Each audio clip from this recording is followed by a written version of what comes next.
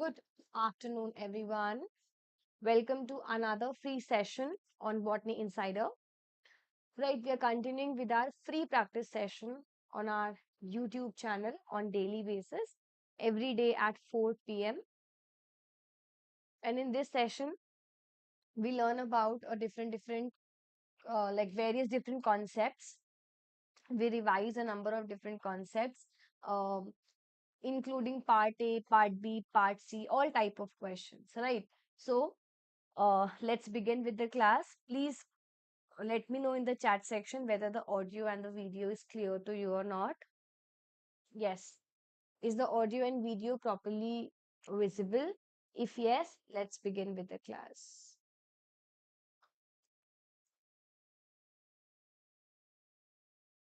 And also, if you're new to Botany Insider, please make sure to hit the subscribe button. Also, we have our own application. You can download our application from the iOS as well as from the Play Store.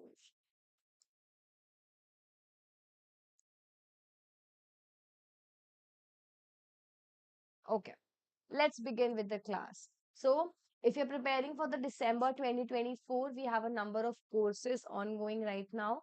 So, we have a full course, we have a previous year question course, and we have a crash course ongoing. So, whatever is your requirement, whatever is your need for the preparation, you can download our application and get yourself enrolled, right?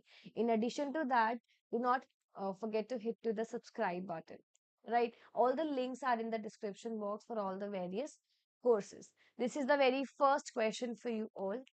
A researcher, while studying vernalization, which is one of the mechanism in which cold treatment is given to the plant, which helps out in the flowering part. So, a researcher, while studying vernalization in the plants, he has made the following statements. And we have to find out which of the following statement is the wrong one. First option is vernalization causes stable changes in the competency of the meristem to form an inflorescence in some plant species. Then vernalization causes changes in the gene expression that do not involve alteration in the DNA sequence. Third, flowering is not altered under normal growth conditions in the plants, defective in vernalization. And last, vernalization alters the expression of the genes of the FLC genes, right? Try the question, everyone, then we'll solve it out together. Very simple and a basic question. Try it out. This is related to plant physiology, unit number 6. बहुत easy question है और recent year का question है and almost हर साल in last 3-4 years we are having the question of vernalization getting asked, so you should be knowing about it. Mark the answer. You have to find out the incorrect option.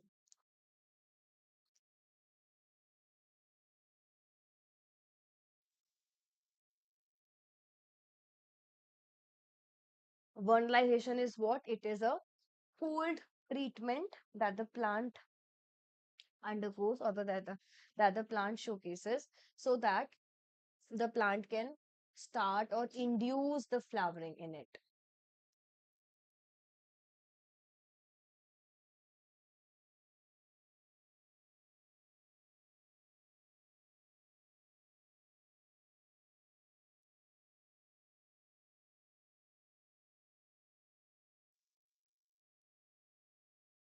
Mark the answer, everyone, quickly.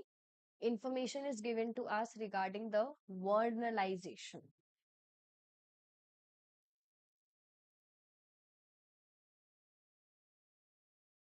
Four of you are there in the class right now. Mark it, everyone.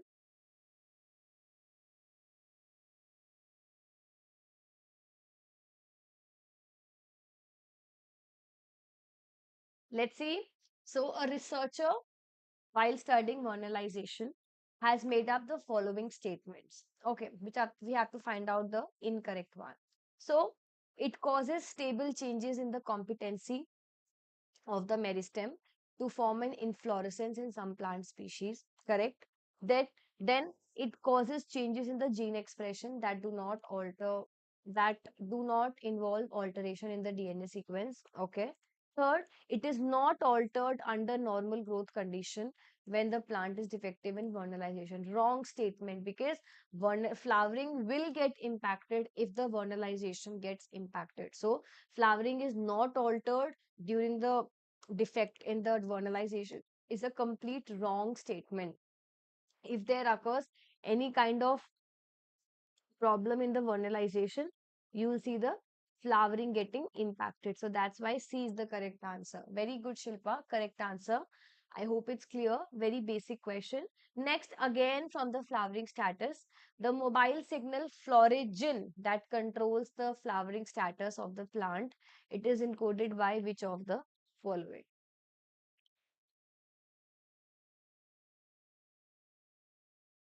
Question is asking you that florigen gets encoded by which of the following?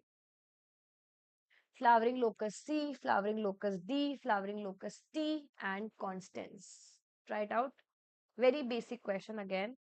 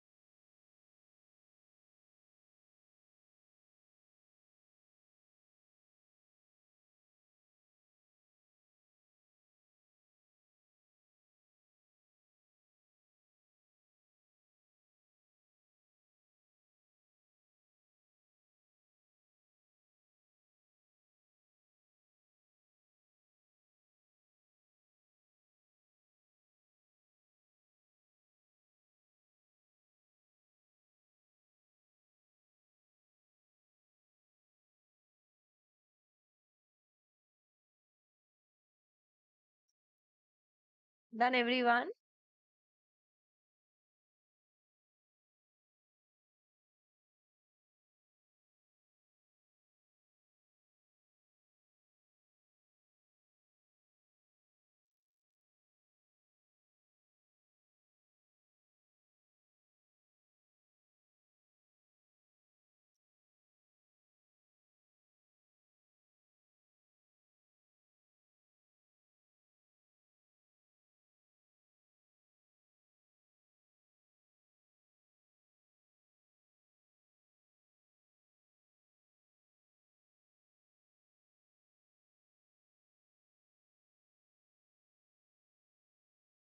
Okay. Let's see. Easy question. So, the mobile signal florigen that controls the flowering locus or the flowering status of the plant is encoded by which of the following? So, it is encoded by constans. Right. Sorry. It is encoded by FT, that is flowering locus T. Right. So remember about this, that it is encoded by FT and not FLC. Two of you got the answer, marked the answer as second, and one of you got the answer as third. Very good, Niharika. Flowering locus T is the correct answer for this question. Right. Okay. Now this is a general aptitude question. Okay. Part A question. Try the question, everyone. This is from June 2024 paper. Try the question. Very simple family history question. Try it out.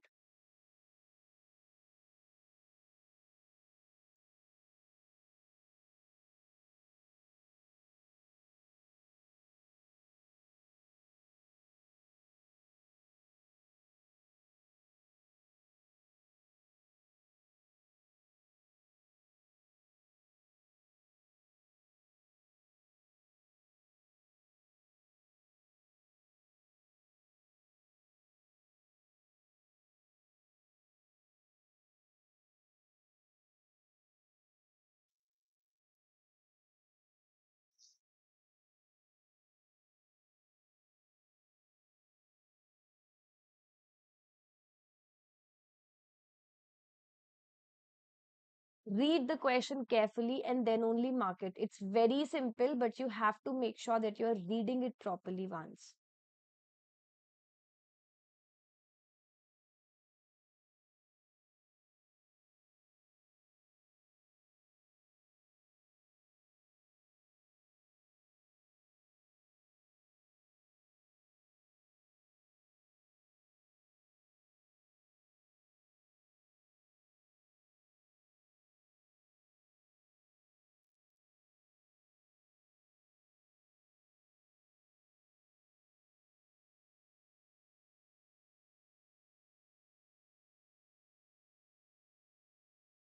Question is,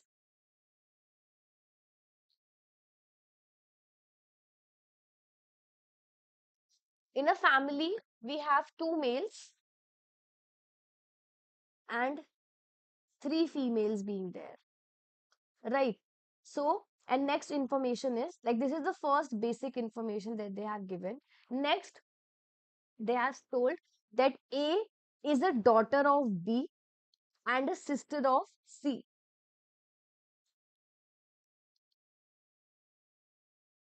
E is a spouse of B and a mother of D. This is mother, this is father, right? And C is not the brother of D. Okay, C is not the brother of D, so we can consider this as a female.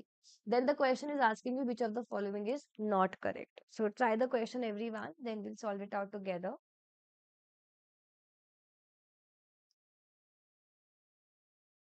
Which of the information is not correct? Right, so over here, this is the only um, analysis that you had to get through it, and you can easily solve it out. Now, which of the following is not correct? Now, see, there are two males and three females in the family. Two males means one male is here, that is B, that is the father. And it is saying that C is not the brother of D, so that means D is the brother. D can be the brother of C, but C is not the brother of D. So C can be the sister, right? So two males and three females are sorted out. Now, E is the mother of A. E being the mother of A, this statement is correct, right? Followed by that, D is the sister of C. Is this statement correct? D is not the sister of D. D is not the sister of C. D is the brother of C. Right. Then C is the daughter of B. Correct. Obviously, if A is the daughter of B, B is also C is also the daughter of B. Simple question. Then simple information. Then A is the sister of D. This is correct because we have just seen that A is the sister of C and D both because they all three of them are siblings because we are talking about a family. So that's why these three A, C and D are the siblings and B and E is the couple. Did you understand the question, Niharika? Did you understand the question? B is the correct answer for this question and not C. It's a very simple question. You just have to analyze the question based upon what information is given and make up the family history or the make up the family tree in a sequential manner. Clear? Yes or no?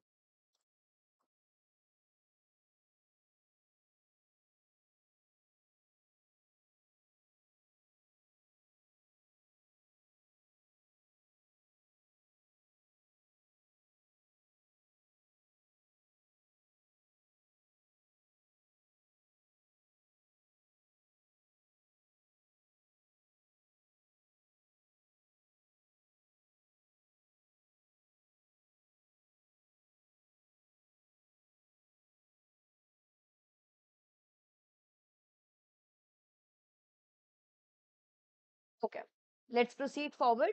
So, answer is B. Next question, try this question now, everyone. This is from biochemistry.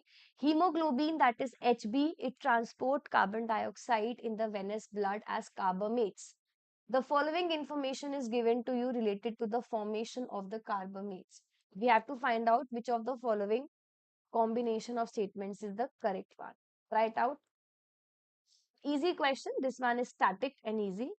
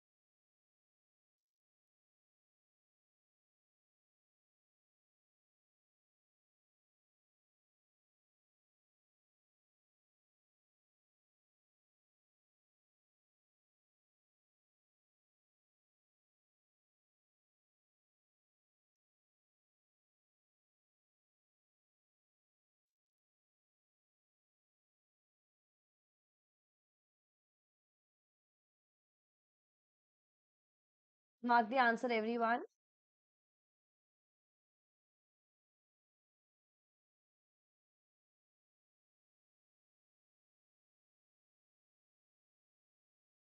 Then we'll solve it out together.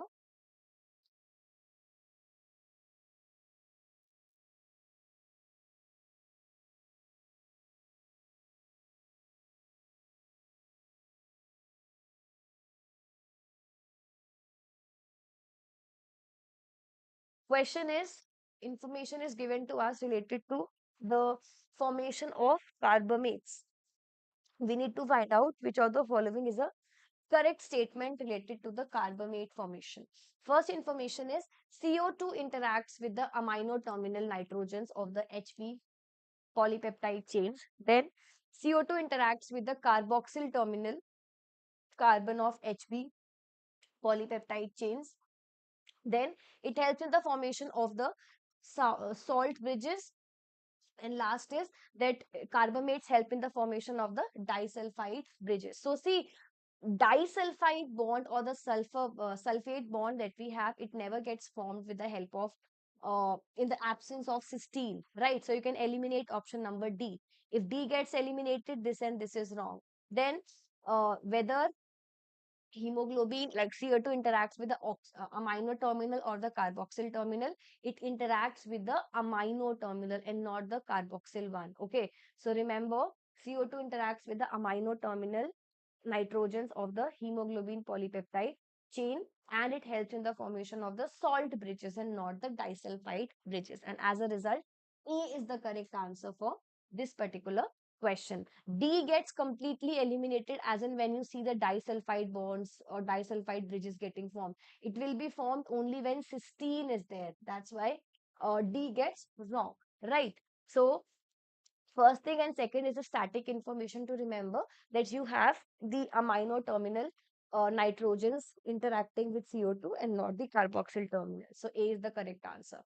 Next question, let's try another general aptitude question. In how many different ways can the word yummy be arranged? Yummy. How do we arrange this particular word, or what are the various ways in which we can arrange the word yummy? Think about it.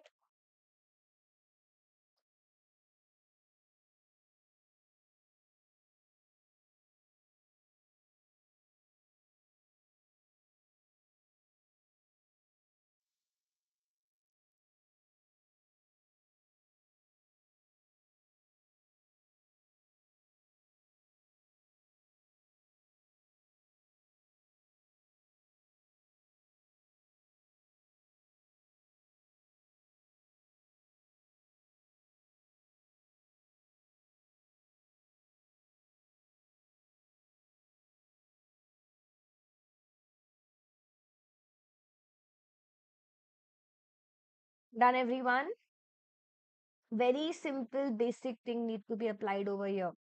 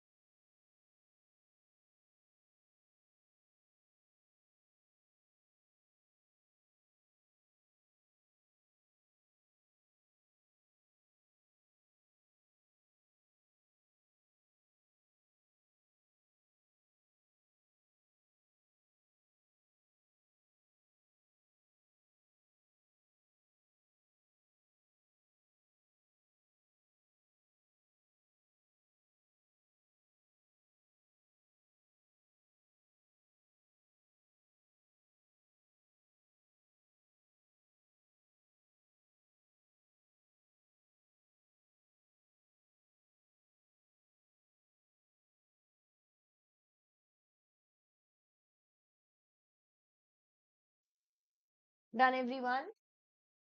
Let's see. In how many ways can we arrange the term yummy? So this particular question is based upon a concept of factorial. How do we solve the factorial part? So when you are given any question where you are given the number of alphabets and you have to find out the ways in which it can be arranged. So just count the number of alphabets. So these are 5 alphabets, right? So 5 factorial, and then we have to divide it with the number of, or divide it by how many alphabets are getting repeated. So y is getting repeated twice. So 2 factorial and multiplied by, because m is also getting repeated twice, so 2 factorial again. So factorial means that we have to simplify it to the value 1. So 5 into 4 into 3 into 2 into 1 divided by 2 into 1 multiplied by 2 into 1 again. So just simplify it, you'll get the answer. So 5 to the 10 and 10 into 3 is 30. So that's why what will be the answer? E. 30 will be the answer. In the examination, there was a question asked in the same format. They asked that in how many ways can you arrange the word chance? So for solving out this question, what was to be required? Count the number of alphabets. 1, 2, 3, 4, 5, 6. 6 factorial divided by, is there any repetition? So C and C is getting repeated. So 6 factorial upon 2 factorial. Just calculate and you'll get your answer. So 6 into 5 into 4 into 3 into 2 into 1 divided by 2 into 1. So just simplify it. 5 threes are 15 and 5 threes are 3, yeah, 5 threes are 15. Then 4 threes are 12 and into 2, 24. So 25, 15 into 24. That's the way you have to solve it. Simplify it. Or if you want to like simplify it more,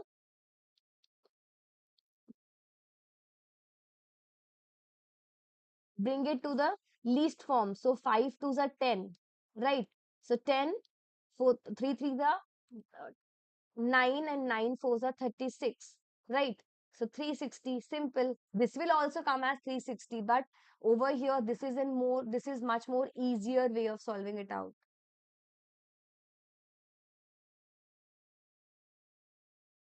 Did you understand the question? It's a new and a different concept to remember. Basic concept, nothing new and nothing very difficult. Very simple, basic, straightforward concept. But many students get confused about how to solve it out, such questions. So for that, you just have to remember that calculate or count the number of alphabets given and divide it by the number of words that are getting repeated. Simple. Okay, and it's a like 2 marker, and many times questions have been asked in this question. And you can like practice with any alphabet that you have. You can take up the term botany, BOTANY. So calculate the word 1, 2, 3, 4, 5, 6. So just 6 factorial, no division, because we do not have any repetition being there. So just 6 factorial, bifurcate it and you'll get the answer.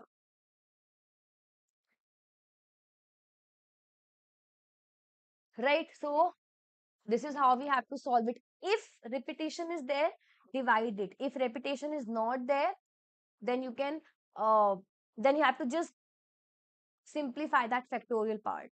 Okay, I hope it's clear to all. That's a very good thing, Shilpa. If you learned a new concept, and Astha, make sure to come in the live classes on daily basis, and every day I take up something or the other in a way that it can help you in the main exam.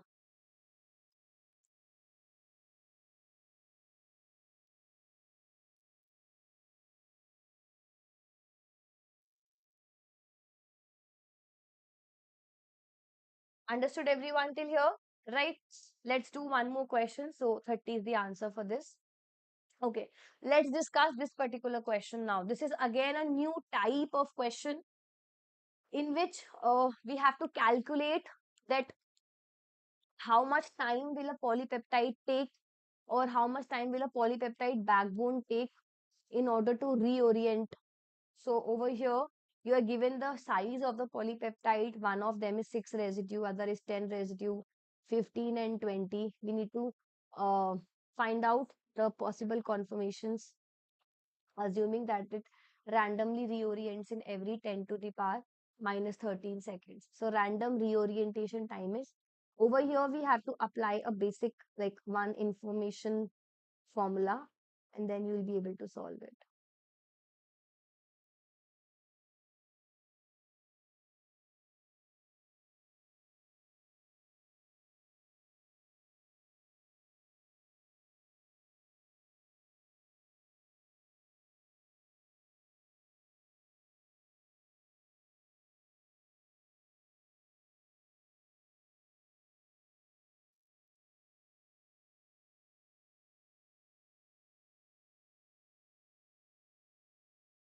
These four polypeptides are there and you have to find it out. Take your time, understand this, and mark the answer.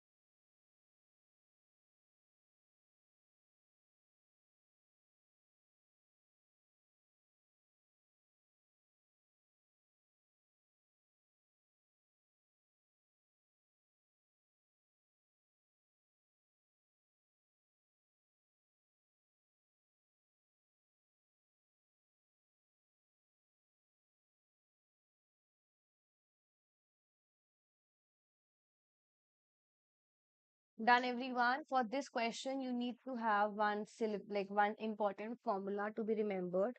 Then only you can solve it.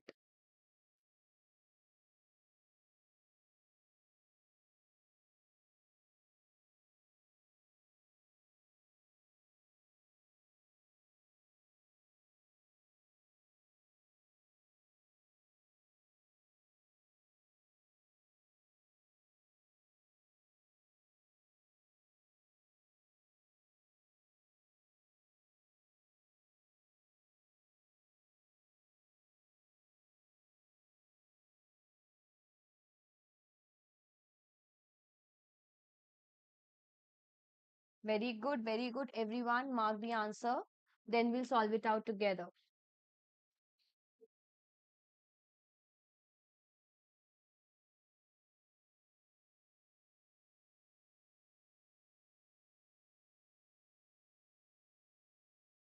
Let's see. So, what's the formula that needs to be applied over here? So, over here, the folding time of n amino acid means you have to multiply. So, 10 to the power n multiplied by the random folding time. Okay, what's the formula? 10 to the power n multiplied by